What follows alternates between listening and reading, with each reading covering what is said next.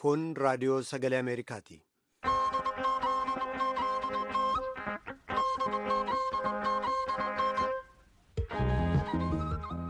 Raadiyoon sagalee Ameerikaa wixataa qabee haga jimaataatti galgala keessaa sa'a lamaan walakkaa jalqabee haga sa'a sadiitti meetir baandii 1925 fi 31 irratti Waashingtan DC irraa kan dabarsu sagantaa afaan Oromoo amma jalqaba.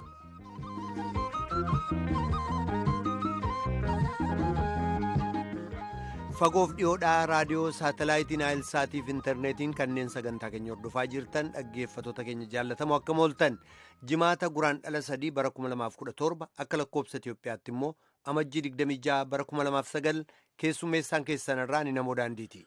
Babaroota Oleensoraa ala keetti oduu har'a sanitti hima oduu har'a qaamni keessa pirezidaantiin Angoolaa filannoo pirezidaantummaa biyyi suni ittiin deebiin dorgomuu jedha yookaan aduu ganna 38 biyyi bulchee ministeerii ittis waraana Ameerikaa imaltuuf Eeshiyaa jira matoota oduu keessaa tokko. Jeeqamaaf hokkara kaastan jedhamuudhaan shakkamanii Oromiyaa naannoo ummatoota kibbaaf Amaaraarraa kanneen qabamanii leenjii haaromsamaa fudhatan 11,000 ol gallakkiseen jira jechuudhaan mootummaan Itiyoophiyaa beeksisee jira. Oduudhaa boodatti deebina. Ajaja hoggana olaanaa kan uggura imalaa pirezidaantii Yuunaayitid Isteetsi Doonaald Tiraampiin labsamerraa kan ka'e imaltoonni daandii qilleensaa Itiyoophiyaatti karaatti deebisaman lakkoofsaan xiqqoo ta'uu dubbata. Hoogganaan daandii qilleensaa Itiyoophiyaa kun oduu keessatti itti deebina. Barataa dhiyeenya kana yuunivarsiitii Adigiraatitti du'e ilaalchisee maatii isaa barattoota gamtaa barattootaatti dubbisuudhaan akkasumas immoo aangoota dubbisuu yaaluudhaan qophii addaa qindeessina qabnaa maraafuu haga xumura sagantaa keenyaatti nu waliin turaa jenna dhaggeeffattoota keenya amma oduuf sora.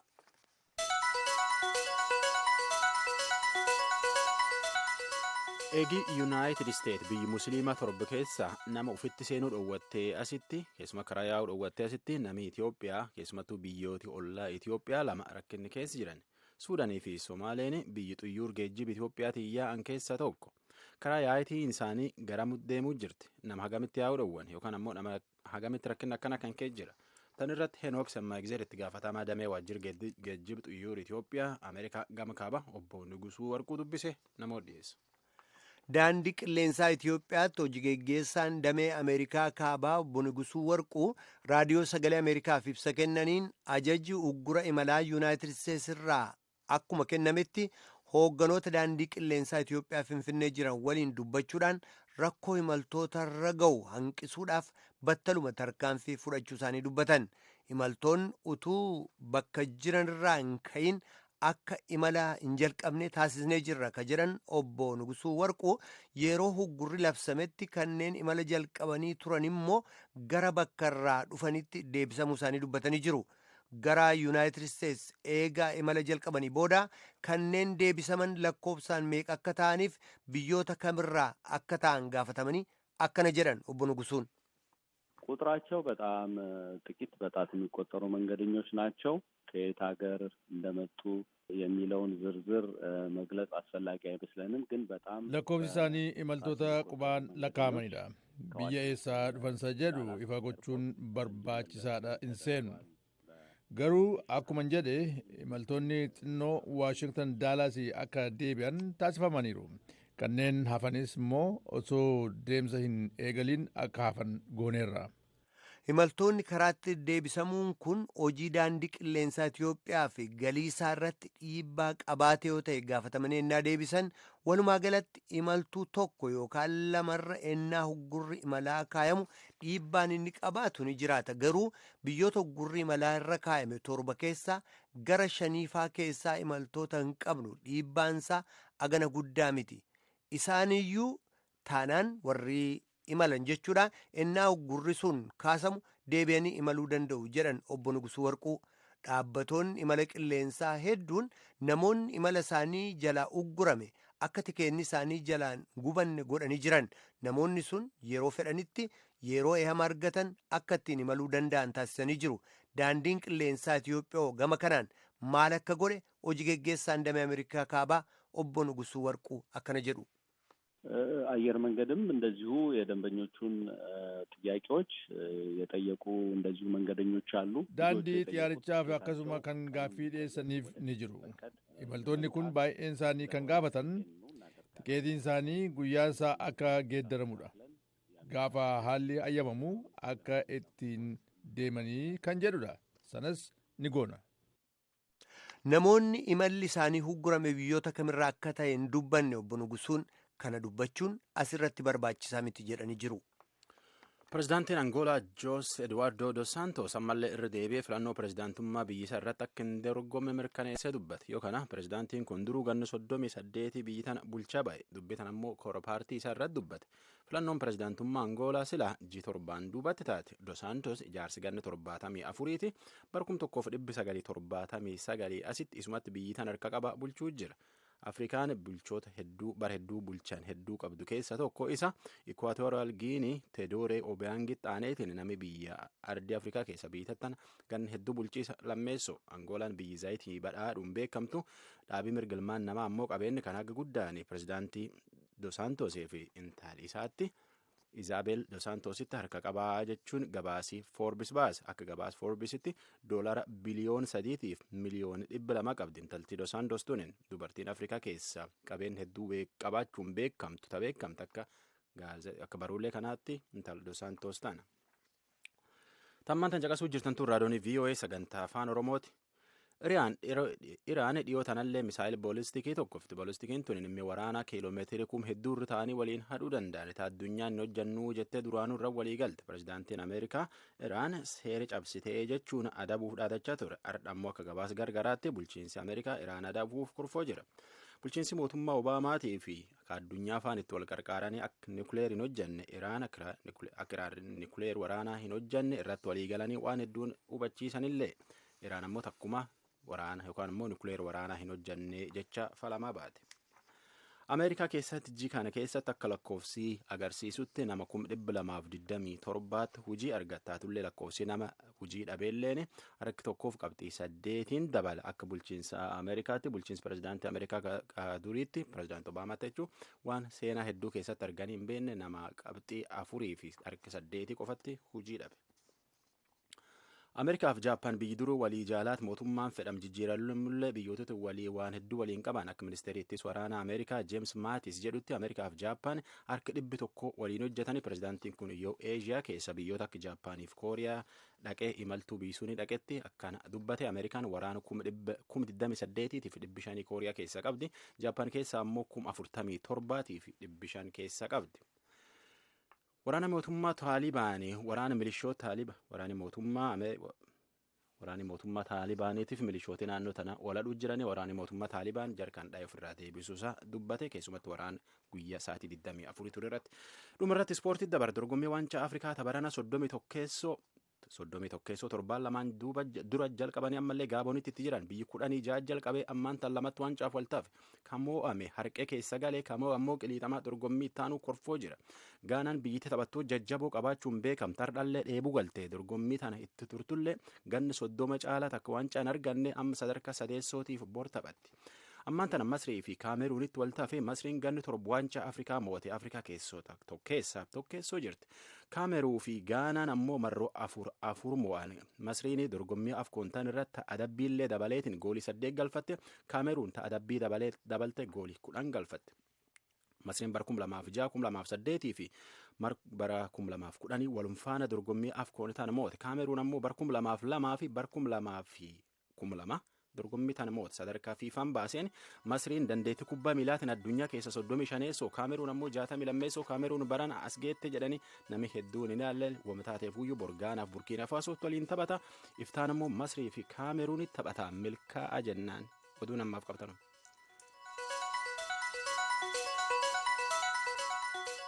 Kadhagaa jirtan as Waashingteen DC irraa ka dabru raadiyoo sagalee Ameerikaa sagantaa afaan Oromooti.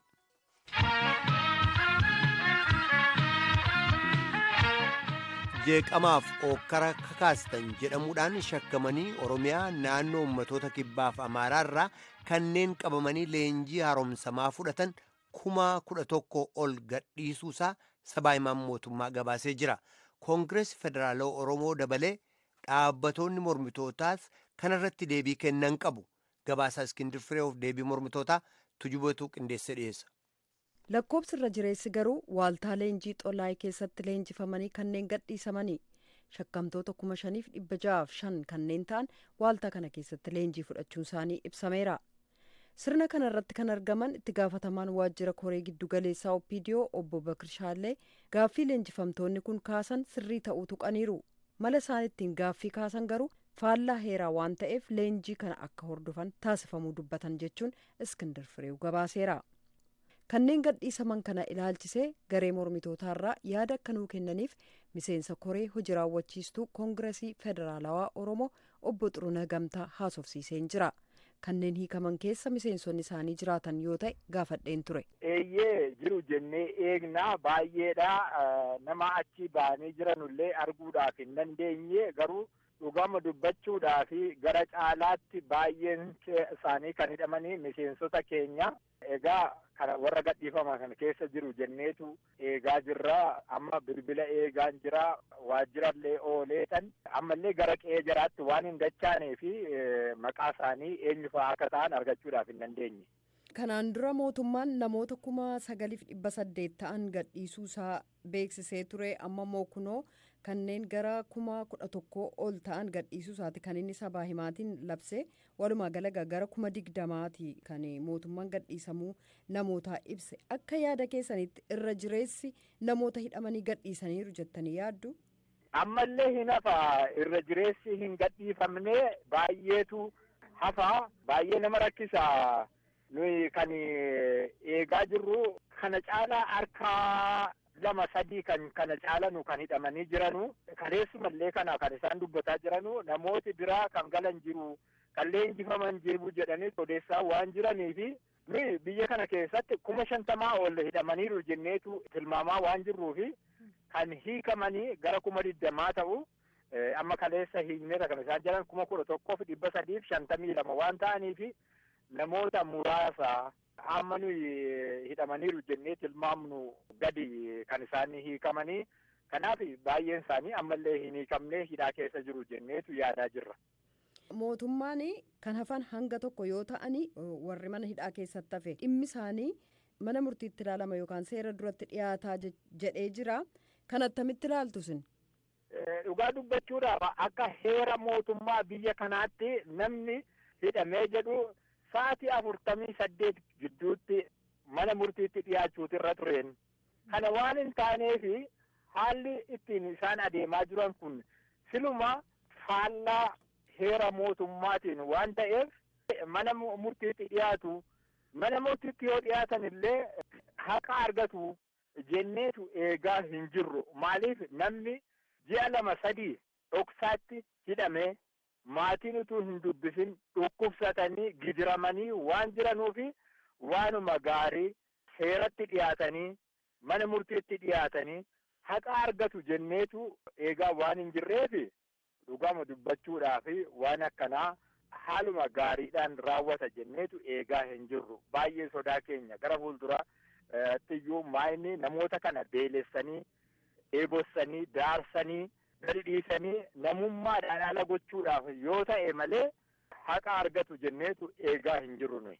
Mootummaan mormitoota waliin mareef gattaa'u akka barbaadu yeroo darbe ibsee ture. Hiikamuun namoota kanaa mareen sun akka milkaa'uuf bu'aa maalii qaba jettanii yaaddu? Bu'aa qaba jennee eegaa hin jirru.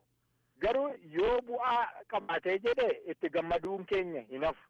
Dhugama dubbachuudhaaf biyya kana keessatti wanti gaariin dhufee jedhe. Wanti gaariin hojjetamee jennaan itti gammanna malee nuyi itti hin dallannu. Kuni aadaa keenya wajjinis amantaa keenya wajjinis waan adeemu malee waan gadhee yaaduun nu keessa hin jiru.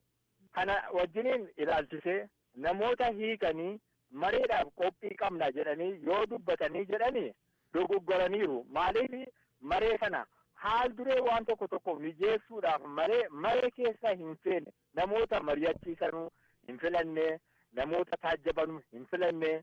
Kanaaf gara fuulduraatti baay'ee rakkisaadha wanta kanaa kuni kana abdachuun. Maaliif utuu galaana biraan gahin conceedhaan gammaduun baay'ee barbaachisaa miti. Garuu mootummaa kana bira haala kanaan dura argaa turreen hooggantoota Oromoo hidhaa utuu jiranuu, namoota Oromoo hidhaa utuu jiranuu, gidiraa utuu jiranuu, biyya ari'aa utuu jiranuu, waajjira keenya godinaalee jalqabee hanga gandaatti cufaa utuu jiranuu, saamaa utuu jiranuu, wanti gaariin illee hin dhufa yoo jennee yaadne baay'ee dogoggora ta'uudhaaf hin danda'anii, garuu wanti gaariin hoo dhufee jedhee itti gammannee simanna jedhee san itti odeessuu barbaadan.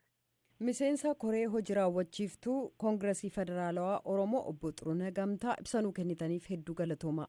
Isinis carraanaa kennitaniif baay'ee galatooma. Ittaanaa dura ta'an paartiin Mayaad obbo Mulugeetaa Abbabaa gama isaaniin miseensota isaanii keessaa namni hiikame hin jiru jedhan. Dura ta'an Samaayawii paartii obbo Yeshwaa Asaffaas miseensota isaanii hidhaman keessaa hanga ammaatti nama hiikame jedhu hin dhageenye jedhu.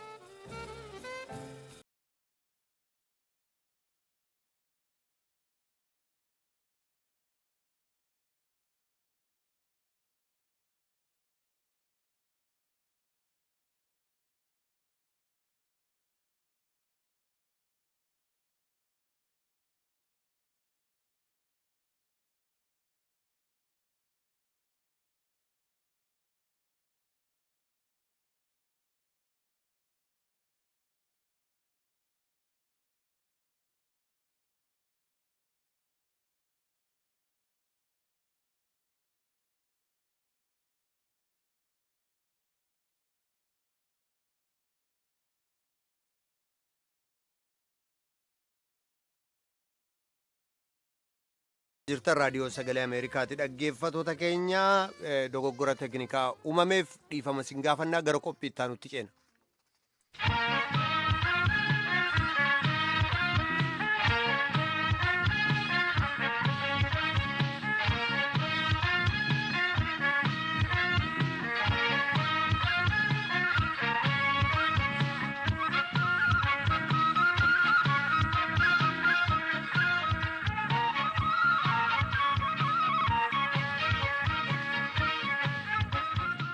Dura ta'an Samaayawii paartii obbo Yeshwaa Asaffaas miseensota isaanii hidhaman keessaa hanga ammaatti nama hiikame jedhu hin dhageenye jedhu. እስካሁኑ ሰዓት ድረስ እየደወልን ገቦ እያለ ቤተሰብ ጋር ስንጠይቅ እነዛ ሰዎች አልገቡም። dhaggeeffatoota keenya qophii dura turerraa dogoggora uumameen kan jalqabamedha kan obbo Mulugeetaa Asaffaa jedhan miseensota hidhaman qabnaa haa ta'u malee amma ammaatti kan hiikaman hin jiranii akkuma keessan sabaa himaarraa dhaga'uurraa darbee godinaaleef aanaalee gaafannee jirra kallattii mara jechuun kaaba kibba Oromiyaaf naannolee adda addaarraa waan adda ta'e waan dhageenye hin jiru miseensonni keenya hiikaman hin jiran jechuudhaan kan isaan dubbatan.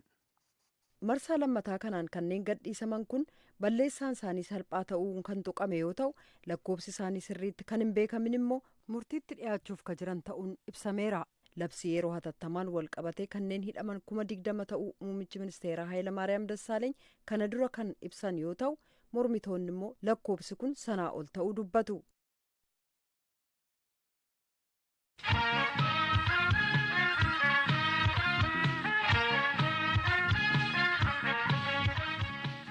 Kan dhagaa jirtan as Waashingten DC irraa kan dabru raadiyoo sagalee Ameerikaa sagantaa afaan Oromooti.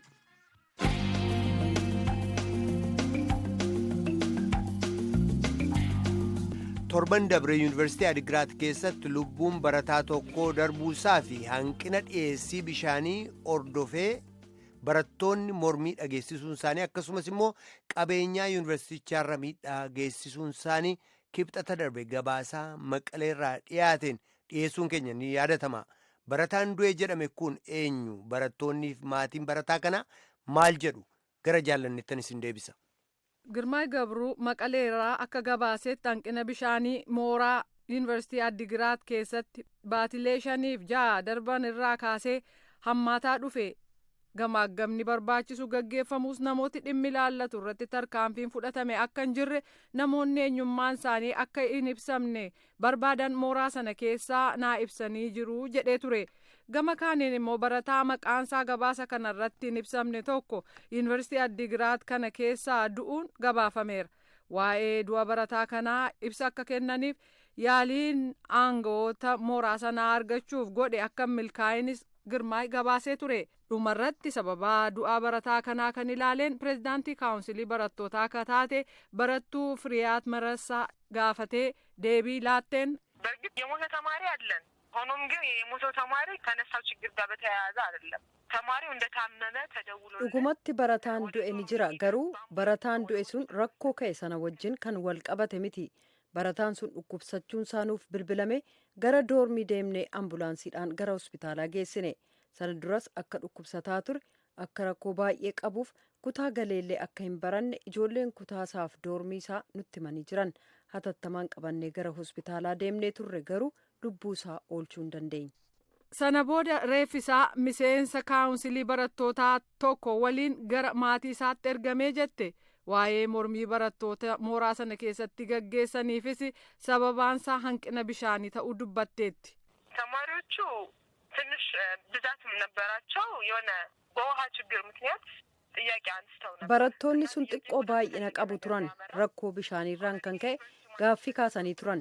Gaaffiin sun gara wanna hin barbaadamneetti deeme garuu bulchiinsi yuunivarsiitichaaf qaamni bakka sana jiru itti bobba'ee akka dhimmisaa tasgabbaa'u taasisamee jira. Mormii barattoota kanaan daawwitiin balbala kaafteeriyaa caccabee kan mana kitaabaas hangi tokko cabuusaa dubbatti. Sababaa kanaan barataan hidhames akka hin jirre ibsitee turte.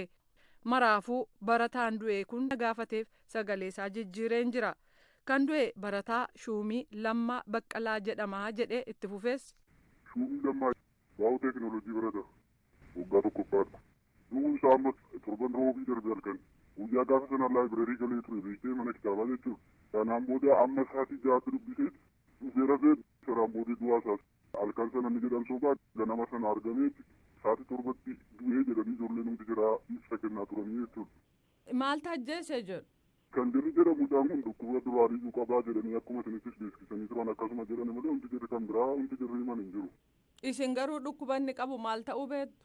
Dhukkuba hagasitti ammaa kee amma akkasi nama jeesu qabaattu isaantan infoormeeshina qabu hin jiru irraa sin agarre. Sababii dhukkuba isaatiin mana barumsaarraa baay'ee nafaa? Guyyaa tokkoyyuu mana barnootaarraa hafeen hin beeku gurbaan kun erga gaafa dhufee baranii dhufee qormaata jalqabeeti guyyaa tokkoyyuu dhukkubaaf hafeen beeku eegsiin tokkollee itti galee hin beeku barnootaan baay'ee taasisii ture gurbaan jechuudha. Barnootaan jabaadha. Baay'ee jabaadha bakka bu'aa barattootaati kilaasii isaa keessatti jechuudha. Shuumiin nama eessaati? Oromiyaa naannawaa Finfinnee laga xaafoo laga daariidha. Reeffasaa gara sanatti ergamuuf gaggeessuuf waan akkasiif carraa argattaniittu? Carraa tokkoyyuu hin arganne waan akkasii nuti ofirratti sodaannee yeroo sana bakka baay'ee gubataatti turree nu dhoksanii mana tolbaafnee waan inni fakkaatu akkaataa saraan lagannutti battalumatti nu dhoksanii baasanii hospitaala gara Maqaleetti darbeera sanaan booddee maatii isaaf gadareera nuun jedhanii garuu ammasittuu kan irra ga'ee baasanii hin jiru. Rakkinni guddaan dallaa sana keessa jiru maalidha? Siyaasaan wal qabatee rakkoo hedduu qabna gaa. Siyaasa jechuun haala Oromiyaa keessaa waan wal qabate jechuu keeti? Eeyyee haala sanaan wal qabate nutti fidaa jiru wanta jedhuudhaan wanta adda addaa irraan ka'anii amma kun ijoollee kan keenya keessaa lama maqaa jiraasii nan danda'a qabanii dhani beektee raabshaa walitti qabatee as keessatti keessadhaan daawwitiin adda addaa dadhabee ture tokkoffaan jalqaba kan mutaaduu sanaatiin wal qabateeti inni lammaffaan immoo bishaanis as keessatti badee ture kan dhugaatis ta'e kan dhiqannus ta'e yoo xiqqaate guyyaa sanis bishaan malee turre. Kun haaraadha moo irra daddabalame waan ta'udha? Kun immoo erga yuunivarsiitii dhaabbii ijaaramuu isaan gara naannoo waggaa ja'amuu torbaatti dhiyaateera amma kanuma keessatti waan mudataa turedha. Hiriiricha baatanii maal jettan? Mucaan biyya kun sababa maaliitiin akka ta'e baruu qabnaa. Inni lammaffaan immoo bishaan dhugaatii erga ture akkas ta'e inni irraa tureera maaliifi rakkoon kun maaliif nuun furamu bishaan malee jiraachuu hin dandeenye jedha ture. Kanaan booddee nu dhaggeeffatanii dhimma deemaa nuun jedhani malee homaa wanti jedhu furmaata nuu kennan hin jiru. Ijoollee naannoo Oromiyaa irraa dhufanii fi Amaaraa irraa dhufanii kan gara balleessan hin jedhani. Ijoollee kan keenya qabanii hidhanii jiru. Kan hin beeku 2 5 immoo hin beeku 7 kan keenya. Maqaa isaanii nama beektu qabdaa? Eeyyee hundumaa dhaaba duruu wallaggaadha. Abdii eenyu akka jedhamu hin beeku barataa maatii waggaa sadaffaati Harargeedha. Ijoollee waggaa sadaffaa eebbaaf yoo olmost eebbuma jala ga'aniiru. Ijoolleen kun barnootaan illee baay'ee cimoodha. Amma qabanii hidhaa jiru hin arguu hin dandeenyu. Eessatti akka jiran qaban bakka jiran akka jiran baruu hin dandeenyu. Naannoo maatiin barataa Shuumii Lammaa Baqqalaa jiraatan iyyaafannee abbaasaa argannee jirra. Warri reeffa barataa Shuumii gara manaatti fidan sun sababii inni ittiin du'e maal jedhanii isinitti himanii gaaffii koo ture. akkas jedhu obbo Lammaa Baqqalaa. Yaa dhukkubsatee du'e nuun jedhan gaa. Mucaan dur dhukkubsataadha. Hara mucaan dur fayyaa qaba. Nagaadha achi yoo nu biraa yoo deemnu fayyaa qaba. Yeroo ammamii ta'eera sin biraa gara sanatti yeroo deemu? Erga nu biraa deeme yaa'u ji'a sadaffaadha. Barataa waggaa jalqabaati mini? Isinii bilbilee na dhukkubaa fayyaan koo rakkina qabaa waan akkasii isiniin jedhee beekaa? Hin jenne. Reeffa isaa arguuf carraa argattaniittu? Nu hin arganne nuyi dhufnaan marammaramee dhufee nuun jedhanii yaa'u akkasumatti awwaalan. Reeffa ilaaluuf carraa nuu kennaa jettanii gaafattaniittu? Gaafannaani.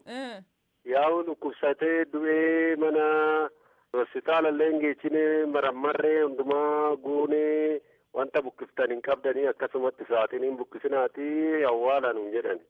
Yeroo isin awwaaltan sin bira jiru? Hin jirani deeman isaan aduma san deebi'an. Sana booda banuufis hin yaalle? Yaalle. Nama fide beektu? Hin beekne egaa isaan bilbila nuu kennan malee maqaa isaanii kana jedhanii nutti himne. Bilbila nuu kenneeti kanaanii na gaafattanii raajii mana yaalaa nanni fidaanii jedhe. Ergasii nuun dawwalanii yoo dawwaleefis bilbilan kaasanii nusi kanumaan callinne amma wanta beeknu hin qabnu. Hammam dhukkubsatee du'e isiniin jedhan? Duraan nagaa qabaa torbee tokko dhukkubsannaanii sabalas geechinee mana amantiillee geechinee achitti algaarras lafa dha'ee mana yaalaa geechinee achi keessatti du'ee jedhaniituma gaa kana nutti himaniitoo deebi'ani. Ilma keessan meeqaffaadha? Inni moo? Ilma duraati inni hangafa. Dhukkubisaa maalidha isiniin jedhan? Akka dhukkuba sammuu hin qabaa minaamina dhangaasitti fayyaadha dhukkuba sammuu hin qabu micaanii. Dhaloota isaatinuu dhukkubsatee hin beeku fayyaadha. Nama meeqa fide reeffasaa? Dubara 2 jedhanii dhiira 2 fi tokko isaa astamaarii natti fakkaate. Ituu reeffan fidin dura du'uusaa dhageessaniittu isin? Hin dhageenye yaa'u reeffa karaa dhangaaniin nu dawwalan. Dhufaa jirraa mucaan dhukkubsatee jiraa. Fidaa jirraa mana hakiimii galchineeti dadhabee nuun jedhani. Eessatti awwaaltan? Dirree Sokorruu an jedhani taabonni addisii bahe tokko hin jira. Waradaan keenya Sandaafa jechuudha. Obbo Lammaa Baqqalee gaddarra teessanii na dubbisuu keessanii fi hedduu galatoomaa Waaqayyo isiniinis maatii keessanis haa jajjabeessu. Odeeffannoo duraan pireezidaantiin kaawunsilii barattootaa laatte waliin inni maatii fi barataan jedhu waan wal faalleessu waan qabaniif deebiseen gara barattuu Firiyaat Mirreessaatti bilbila harka ishee irratti deddeebisee yaaleen kaaftu dhumarratti namni kaasan isheen yeroo ammaa laayibirarii yookaan mana kitaabaa keessaa dubbisaa waan jirtuuf daqiiqaa 30 booda deebisii bilbilii naan jedhan deebisee yaalus hin kaasan. Yuunivarsiitii Addigiraat keessatti itti gaafatamaa kutaa quunnamtii uummataa akka ta'an obbo Yohaannis bilbila harka isaanii irratti argadheen ergan dhimma koo itti himee booda amma walga'iif daseen jira deebisii naa bilbili jechuun beellama sa'aatii naa kennan deebisee yaalee garuu hin kaasan oduu gabaasaan keenya Girmaay Gabruus na beellamanii bilbila kaasuu didanii jechuun gabaasuunsaa ni yaadatama. Itti fufee yaale pireezidaantii yuunivarsiitichaa Dr. Ziyaad Nagaash bilbila harka isaanii irratti argadhee waa'ee du'a barataa Shuumii Lammaa Baqqalaa akka isaan ibsanaa kennan gaafannaan kaawunsiliin barattootaa akka taate barattuu Firiyaat Mirreessaa ibsi isheen sinii laatte hin turre jedhanii na gaafatan. Garuu kan isheen dubbattuu fi kan barattoonni jedhaniif kan maatii waan wal faalleessuun qabaa kanaafan gaafadheen jedheen isaanis deebinaa kennanii kanaan ala ibsa addaan qabnu jedhan. Garuu barattoota doormii isaatu dubbistee wayya ture. Hospitaala geeffamee qorannaan irratti gaggeeffamee jira. Reeffis maatiif geessamee isaanis nu galateeffataniiru jedhu Dr. Ziyaad. Garuu barataa Shuumiin eessatti du'een jedheen doormii yookaan kutaa ciisichasaa keessatti jedhan halkan rafee sagalee wayii dhageessisee jedhan isa kanas ijoollee doormii isaatu beeka.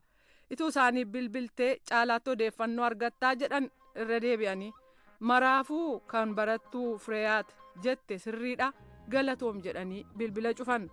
Hakiimiin sababaa dhaggeeffattoota keenya sagantaan keenya kun gabaabina yerootiif hin xumuramne guutummaa isaa sagantaa keenya itti aanutti gaafa wixataa ka dhiyeessinu ta'uu sin beeksisna.